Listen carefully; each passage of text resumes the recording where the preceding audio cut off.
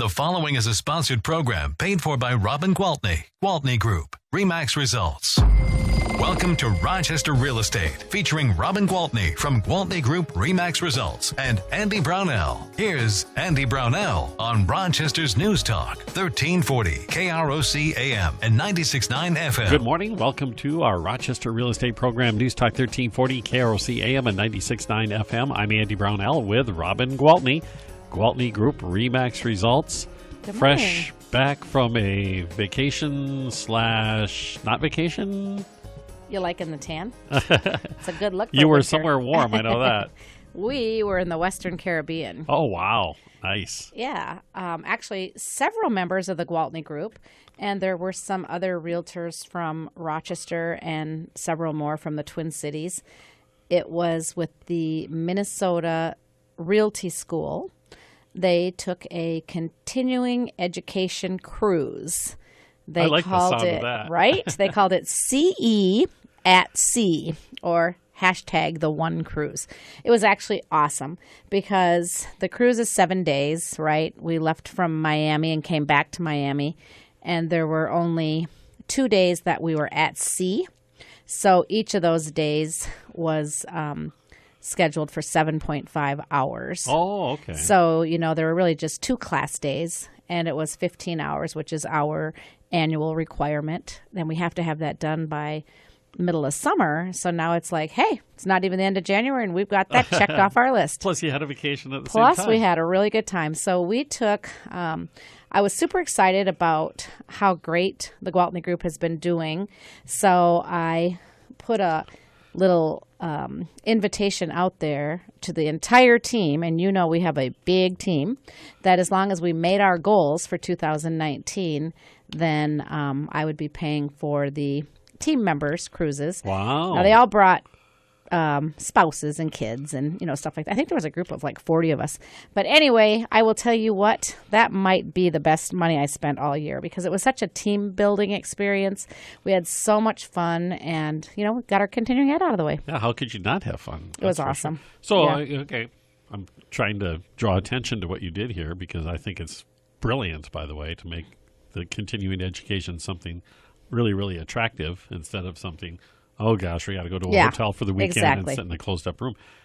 Do you think it was more productive for your folks having it in that kind of setting? I really do, because I feel like we spent a lot of our time that wasn't in the classroom brainstorming about how we can do things differently this year, or just some really great marketing ideas, or we did it was a lot of time that we could just focus on what our goals are, what our plans are to meet those goals.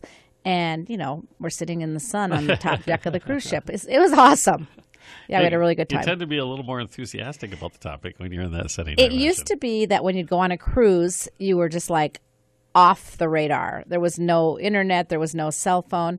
But that was not the case. We actually paid the obnoxious fees that the cruise line charges to have the internet, because with as many team members we had on the cruise, there were only like three or four left back. I felt so bad for them. They worked so hard. They were covering for everybody.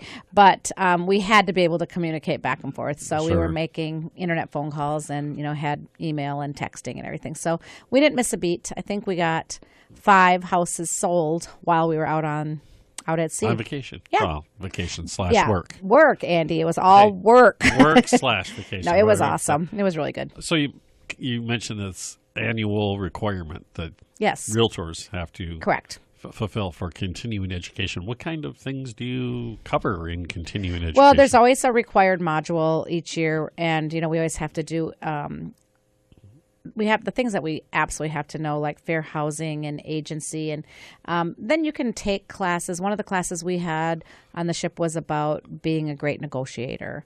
So there's different classes. As long as the classes have been qualified with the DOC before you take them, then if they qualify for continuing ed, it's just anything that makes you a more alert or, more up-to-date realtor. So you're on your game, basically. You say DOC, Department of Commerce? Uh-huh. Okay. Mm-hmm. And I suppose what you're talking about, the required, it's the legalities type things that change every year. New Correct. regulations, new laws, Correct. all that sort of Correct.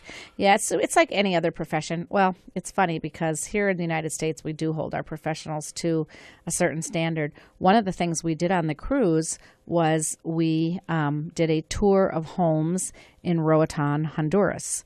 So we met up with some real estate agents there. They worked for Sotheby's. And they took us to a $2 million home, a $1 million home, and then a couple of like middle of the road, $375,000 and $500,000 villas on a golf course. So we went to see all these properties. And so, of course, me being curious, I asked the real estate agent, like, what do you have to do to get your license here? And she said, write a check for $500. So I'm like, oh my gosh. So I don't know if I'm going to be investing in real estate with anyone in Honduras anytime soon. But if I do, yeah. So it was just interesting. Yeah. And it's a totally different scenario down there as far as regulations Sure. and stability. If of I government bring a buyer, I mean, what you could get there, like this $1 million home on the ocean was gorgeous, and these people own them and they rent them out, vacation rental by owners, and they get crazy amounts of money per night or per week or whatever. But if I have a buyer from the United States, that buyer is going to have to come with cash because the government of Honduras isn't going to be offering any loans for foreigners. So, I mean, it was very interesting. Yeah. It's always fun. I mean, whenever I go to like RE/MAX meetings for Elite Retreat or go places where we get to go visit go on home tours in other markets and just compare what they can get there compared to what we can get here. And it's usually, for me, other areas, other markets in the United States. But now I've been to a couple outside the United States, and it's very interesting to compare like the quality of construction. And of course, their furnaces aren't, anything that they know about or think about. But yet you wouldn't think about not having air conditioning. Yeah, and the materials they use because Right. of the heat are going to be totally different as well. Exactly. So it's fun. It's fun to learn. But I also imagine the infrastructure is not quite up to what we were used to as far as plumbing, and Exactly. sewage and all Or that sort just, of thing. like gated communities. Not quite the same idea. Not quite the same as a gated community here. So there's all these people on the beach, and I say, wow, do all those people live in this gated community? Oh, no, they don't. But the beaches are all public in Honduras, whether it's a gated community or not. So the people don't necessarily come through the community to get to the beaches. They just come by their little boats or whatever. Wasn't that the same Yeah. on the U.S. coastline as well, right? That nobody can really own a beach. Well, I don't know. I've been to some properties in Hawaii where the homeowners own like 5 acres of the beach right on really? the ocean. Maybe Hawaii is a different story. Yeah. Oh, So, okay. Anyway. I've never been on a cruise either, so. Oh, you're kidding. No. Oh, my gosh. You have to do it. It is so much fun. It's Is just it so as much relaxing fun. as it looks? It's so relaxing. Yeah, it was really great. And warmer. There's all that as well. Although we can't complain about the weather we've had. No, you're right. Knock on wood. And I've told you this before. This mild winter makes our spring market come earlier and earlier. Here we are now, February, and it is as busy as, even the last half of January is as busy as it normally is March. Is that So right? it's busy. Okay, we're going to talk about last year and kind of review that in this program. But do you think having the action this earlier in the season might mellow things out for the spring season? But I suppose not, because you're going to have the residents come in anyway. Although I did just sell a townhome to a young gal who said, I want to get this bought before those residents come to town, and I'm fighting. And that was a really smart move. I talked to somebody else who Yeah, had the same smart sentiment. move. They were aware of the situation. Yeah, good. Glad to hear That's what this is that. kind of all about, right? That is what this is all about. All right, we're going to come back with more. Robin Gwaltney, Gwaltney Group-RE results, and talk a little bit about the real estate market in southeastern Minnesota in 2019, kind of a review over what happened last year. That's all next on News Talk 1340, KROC AM and 96.9 FM. We'll be right back with Robin Gwaltney and Andy Brownell on Rochester Real Estate. This is News Talk 1340, KROC AM and 96.9 FM. Welcome back to Rochester Real Estate with Robin Gwaltney from Gwaltney Group, RE/MAX Results, and Andy Brownell on Rochester's News Talk, 1340 KROC AM and 96.9 FM. Good morning. Welcome back. Andy Brownell with Robin Gwaltney, Gwaltney Group, RE/MAX Results. We're talking about the Rochester real estate market, and you came in with an annual report on the southeastern Minnesota real estate market. Yeah, so this one is actually put out by our association, CMAR, which is the Southeast Minnesota Realtors. And so this is the annual report on the Southeast Minnesota housing market. So sometimes when you and I are talking about the market and numbers, we're talking about Rochester and directly surrounding. This report actually covers, I think I have a list here. This was Albert Lee, Austin, Blooming Prairie, Byron, Caledonia, Chatfield, Dodge Center, Grand Meadow, Hayfield, Casson, La Crescent, Lake City, Orinoco, Owatonna, Preston, Pine Island, Plainview, Rochester, Spring Valley, St. Charles, Stewartville, Wabasha, Waseca, Winona, and Zumbrota. Oh, even past 35 then. I was thinking 35 was the line, but Waseca's on the so other side. it's everything in our MLS area. Okay. So it's interesting because, I can talk all day about the average days on market or the average, percentage sold to the listing price. But then when I look at this report, there are some places that really stand out.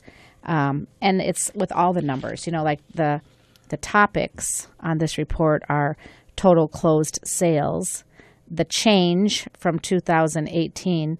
So are those sales up or down? And as I look down here, there's a huge discrepancy, whereas some places are up.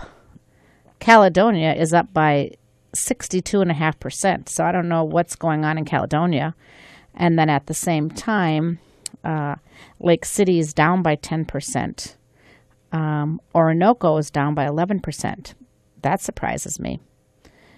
Rochester actually stayed just about the same. It was down, but by less than 0.5%. I imagine it's just like any statistics. It's sample size. Yeah. So if you go to Caledonia, you could have a relatively, compared to Rochester, small amount of transactions occur every year and have, just one year you had a whole bunch, and the next year you had quite a bit less. Well, okay, so 3 or 4 less, and it could really skew the statistic. Yeah, and that's a really good point because, to your point, in 2019, Caledonia had 39 closed sales. Well, that's actually more than I would have thought. Okay, 39, and Rochester had 2,259. Yeah. So, yeah, you're right. Just a tiny bit of difference. Yeah, but yeah.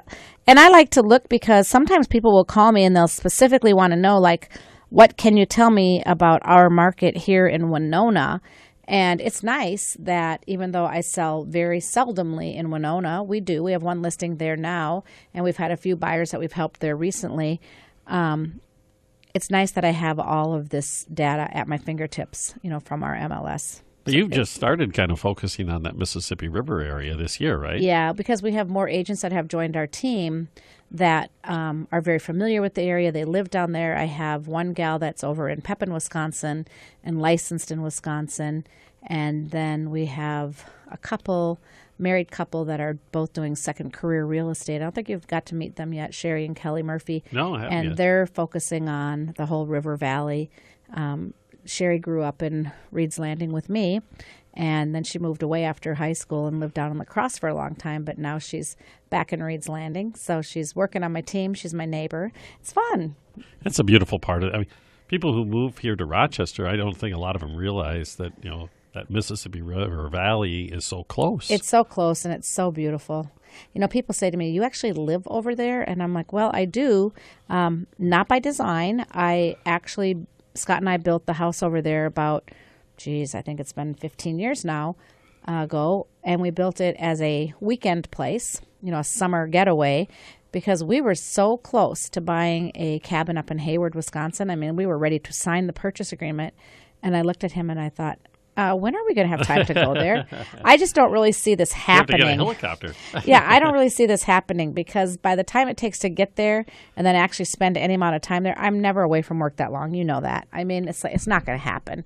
So I said, I think we'd be more realistic to just go down by the river, where I grew up, where he grew up, and just get something down there. Sunsets on that river are just Aren't they gorgeous? Incredible. Honestly, they're beautiful. The water calms down right around sunset time, and it's the way beautiful. it reflects. Yeah, and I have just a perfect view of that from my deck. So yeah, it's really beautiful. But anyway, so when we built the place, again, no intentions of moving there, but then life happens, right? And we had set up the whole lower level as kind of a place that maybe one of my parents or both of my parents would move into someday. So it's almost like a apartment in the lower level. It has a kitchen and a couple of bathrooms and living room, and it's got the 3 bedrooms. So lots of space, and we thought eventually, well, that's not what happened. Instead, a few years back, Scott's dad got ALS. So because it was set up pretty handicap accessible, we ended up moving there so he could live with us and Scott could take care of him. And then after he passed away, I'm not going to lie, my parents, who are in their 80s, are across the street, and they're pretty used to having us close by. So even though, yes, we spoiled them. So even though we don't have to go back there and stay every night because we have a place here where we can stay overnight, we end up spending the majority of our time there unless we have a late night appointment or an early morning appointment. Or a big storm But I'm not going to lie, I enjoy the time. I enjoy the ride over, and it's quick. I imagine that's kind of becoming kind of a hot area because of its proximity. Well, and prices are so much, it's so much more affordable. You can get Still. It is, just because people are still thinking, well, 45 minutes is a long time to drive. And go to the Twin Cities. That's a daily commute. Move 8 miles from your job and spend 45 minutes to get there, right? Exactly. We don't have traffic, so that's a definite bonus. But yeah, when I'm at home there and I'm not working, even if I get home really late, I still feel like I'm actually sort of on vacation. Yeah. I wake up in the morning and I look at the gorgeous sunrise over the river, or like you said, watch the sunset if I actually get home in time to watch the sunset. That doesn't happen often. Well, we're going to continue kind of looking back at 2019. I finally got used to saying 2020, so now I have a hard time saying 2019. Mm-hmm. With Robin Gwaltney, Gwaltney Group-RE results back in just a few seconds, actually, on News Talk 1340, KROC AM and 96.9 FM. We'll be right back with Robin Gwaltney and Andy Brownell on Rochester Real Estate. This is News Talk 1340, KROC AM and 96.9 FM. Welcome back to Rochester Real Estate with Robin Gwaltney from Gwaltney Group-RE Results and Andy Brownell on Rochester's News Talk 1340 KROC AM and 96.9 FM. Welcome back, Andy Brownell with Robin Gwaltney, Gwaltney Group-RE Results on News Talk 1340 KROC AM and 96.9 FM. We started talking about 2019 statistics and the southeastern Minnesota real estate market, and kind of both of us kind of got wistful about the Mississippi River. Got a little off track. We tend to do that. The statistics show that last year remained an extraordinarily strong year for real estate. Yeah, actually, I'm going to look at some of these quick facts and go over them. And they kind of show me 5 years running. So 2015, 16, 17, 18, and 19. So the first subject is new listings. So 5 years ago, in 2015, we had 7,881 new listings. In 2019, we had 7,382. So 500 less houses, right? And each year it just dropped by a little, so we just keep dropping. So inventory just keeps becoming... It's tighter and tighter. Exactly. And then, of course, pending sales... Same thing. 2015, there were 6,685, and by 2019, that dropped to 6,260, which makes sense because there were less houses to sell. Sold, yeah. Right, yeah. And closed sales in 2015 were 6,601, and by 2019, 6,217. So 400 less were closed. Okay.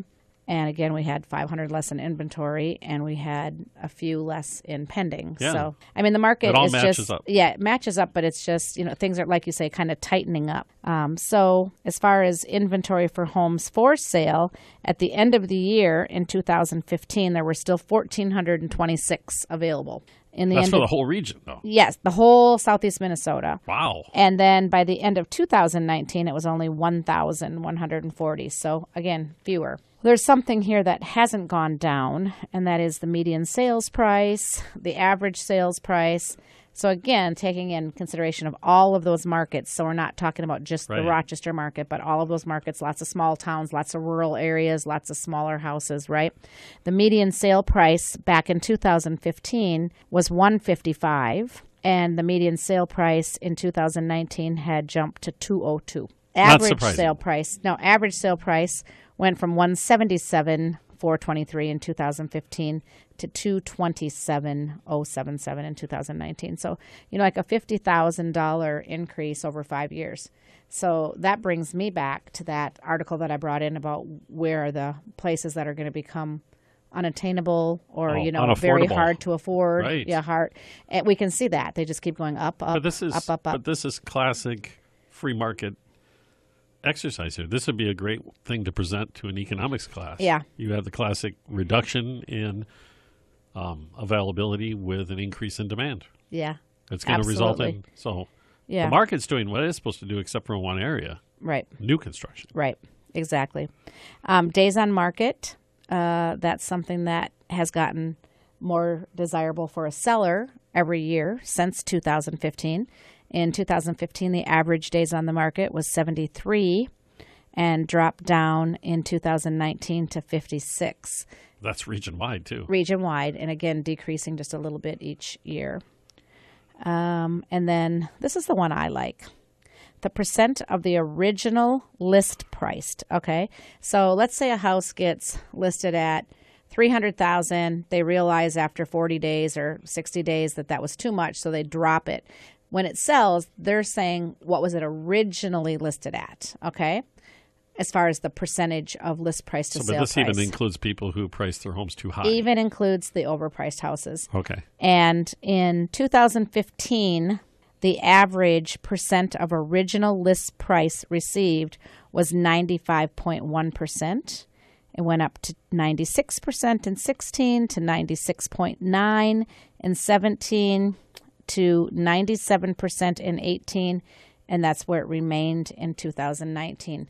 So how many times have we talked about the days of those lowball offers are gone? I mean, as long as people are pricing their houses right or close to it, they're selling those houses for a solid 97% of the list price, and that's across the region. Right, where there are some pockets where the economy is not as red hot as it is here. Right, so that kind of brings those numbers down, because I think when I talked about our last monthly report on here, it was something like 102.5% of the list price to the sale price, so they were selling over.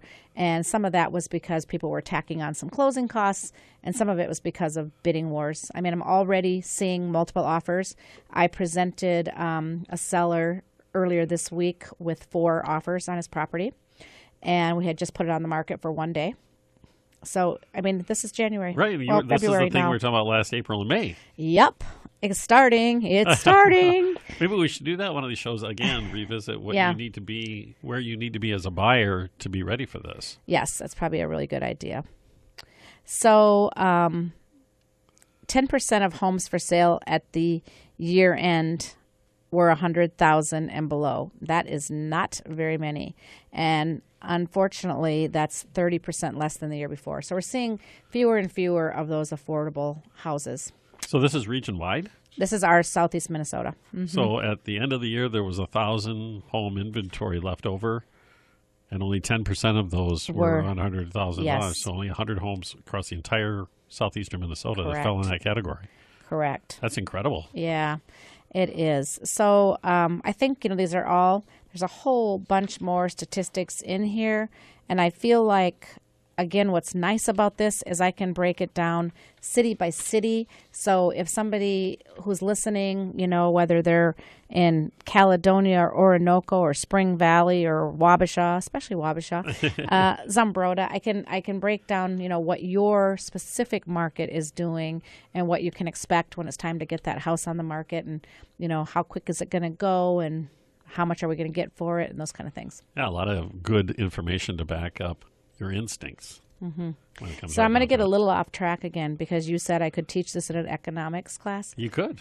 Well, I had the opportunity to go earlier this week to John Marshall when Governor Tim Walz came to class. For the cabinet, and children's cabinet. He brought the children's cabinet, and they broke up into groups and sat into classrooms, and there was some phenomenal roundtable discussions, but I was blown away. So I want to give a shout out to those JM kids that sat on that panel with the governor, because I was so blown away by those young people and so honored to have been selected to be a part of that day. Nobody really gives awesome. the kids enough credit. Oh my gosh! Don't worry, people. When people say this is our future, this is who's going to be guiding us, I'm going to tell you what, we're in good hands. All right. That's a great message to end with. Well, first of all, not end completely, because we always have to find out if you've been listening and you want to talk to Robin about selling or buying a home. How do we get a hold of you? Well, feel free to call me on my cell phone. That phone number is 507-259-4926, or come to our website, which is gwaltneygroup.com. Fantastic. Thanks, Robin. Thank you. We'll see you next week. News Talk 1340, KROC AM and 96.9 FM.